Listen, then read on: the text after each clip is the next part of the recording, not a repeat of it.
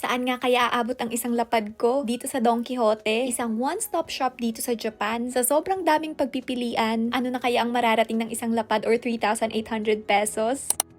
Sa sobrang busy, gabing-gabi na kami aalis ng apartment. Nilagay ko na yung bag sa basket at sinusian itong bike. Magbabike lang kami papunta ng Don Quijote na pinakamalapit galing sa apartment. At habang on the way nga guys, nagutom kami. Kaya buti na lang sa may area na to, sobrang daming restaurants. Dito nga kami dumiretso sa Sushiro. Alam nyo naman si Jonathan, napakahilig sa sushi. Isa sa lagi kong ino-order itong clam miso soup. Napakalasa at napakasarap kasi neto guys. Dito nga sa Sushiro, kapag ka-umorder kayo ng food nyo, iikot lang dyan at darating sa inyo. Tutunog yung pinaka-tablet sa taas. Doon yung malalaman na ito na yung pinaka-order nyo. Gabing-gabi na nga rin to kaya medyo inaantok ako. Ayan, bumili na rin ako ng coffee at saka itong matamis. Pagkatapos kumain, hindi na kami masyado tumambay sa restaurant. Literal na pagkakain, diretso na agad. At maya-maya nga nakarating na kami dito sa Don Quijote. Sa shopping natin ngayon, babudgetan lang natin ng isang lapad or 3,800 pesos. Tama yung narinig nyo sa intro guys. Ang Don Quijote ay one-stop shop dito sa Japan. Tipong lahat ng mga pwede nyong kailanganin na mga gamit at products guys ha. Hindi tao. Baka kasi siya yung kailangan mo, hindi naman nagbebenta ng tao dito.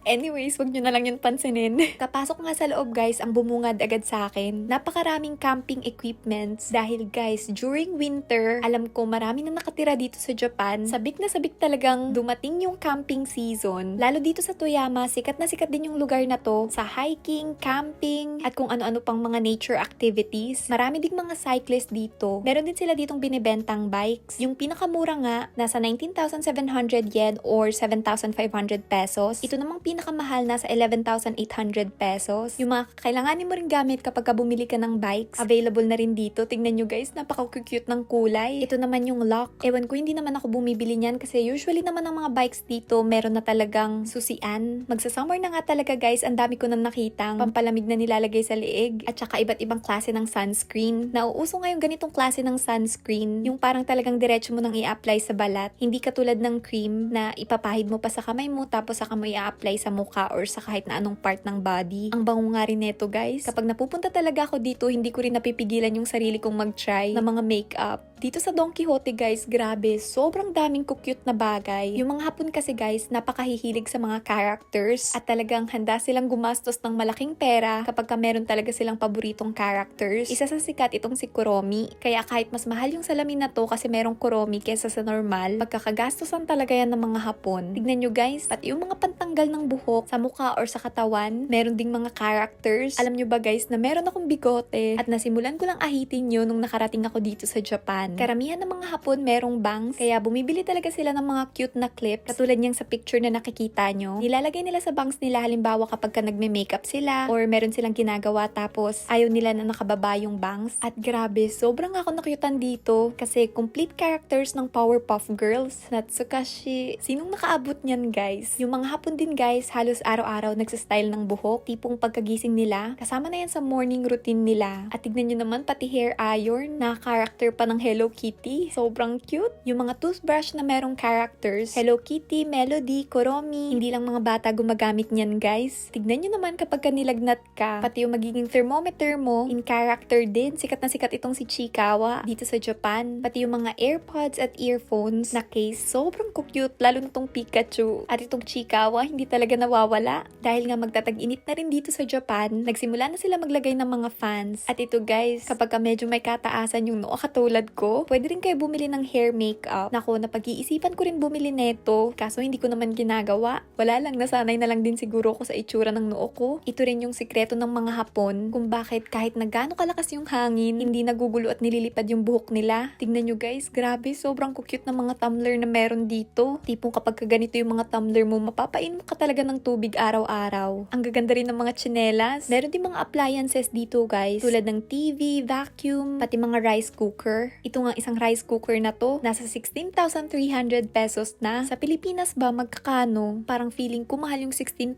pesos na rice cooker. Marami din dito mga gamit sa kusina. Kaya kapag nagsisimula ka dito sa Japan, sumadyarin kayo sa Don Quijote para tumingin ng kakailanganin nyo na panimula. Kapag naman Filipino food ang cravings mo, makikita at mahahanap mo rin dito. Tignan nyo, meron pa ako nakitang sampalok. At syempre, ang paborito nating snack na pansit canton. Matagal-tagal na rin ako hindi nakakain yan. Kaya pala walang hotdog sa supermarket, dito lang mabibili. Tignan nyo yung presyo netong Tender Juicy, guys. Ganong balot nasa 410 pesos. Meron din sila ditong binibentang longganisa. Naku, Pampangas best pangaraw. Tag 365 pesos naman. Kung mga pang-stock na delata naman ang hanap mo, meron din sila. At meron ding napakaraming sili na yung ganito kadami ay 376 yen or 143 pesos. Ito namang langka, ganito kadami 287 pesos. Meron din sila ditong ice cream na Magnolia. Isang piraso niyan nasa 2,590 yen or 986 pesos. Ano sa tingin nyo guys? Mahal ba yung mga yon? Medyo hindi ko na kasi naaalala yung presyo ng mga bilihin sa Pilipinas. At syempre, nagbago na rin karamihan. Anyways, kung nakikita nyo, bumibili na nga rin ako dito ng mga panglaba. Yung malalaking klase na yung binibili ko kasi yun yung mas tipid. Gusto ko nga rin bumili ng pampabango sa room. Kaso hindi ko naman tumaamoy. Pero kinuha ko pa rin. Ay sana guys, totoong pera na lang ito. Meron din ditong lollipop na grabe. Sobrang laki. Nagtitingin-tingin ako ng mga pwedeng ipasalubong sa aso ko. At grabe, tuwang-tuwa talaga ako sa tunog ng baboy na to.